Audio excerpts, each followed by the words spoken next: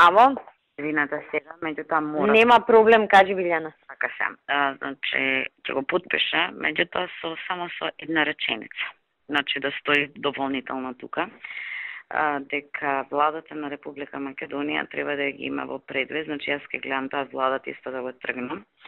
Значи, да се има во предвид препораките на Комитетот за тортура во делот на овие случаи. Па добро бе, ја затоа ти реков сега, знаеш, не можеме да го видите вие текстот утре задутре, тоа мислење на собрание ќе го извадат. Јасно. Ќе го читаат, ќе го цитираат.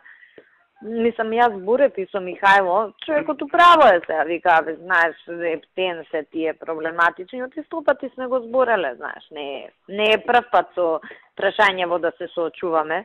Ако може да направите некој таков, да речем, неутрален текст.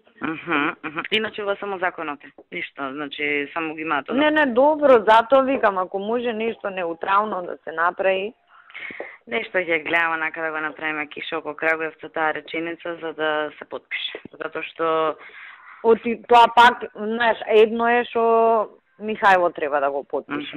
Второ е што треба и од влада некој да го подпише. Значи, фактички 20 наши луѓе ги ставаме, изложуваме на лош ризик.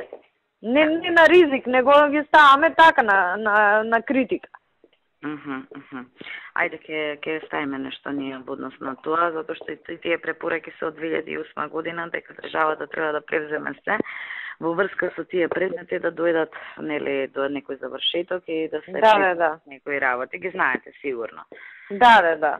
Сето ова, а сите тие препораки па го исклучуваат амнистијата. Значи, како начин на решавање и да видиме нешто, значи да се така, да не се обрне премногу внимание. Да. Абе тоа ќе се обрне у парламент, ама ќе помине. Тоа е ризикот. Мислам, нема поинаку. Добро, окей. Добро, Билјана. Само. Окей, фала ти. Ајде, поздрав, чао.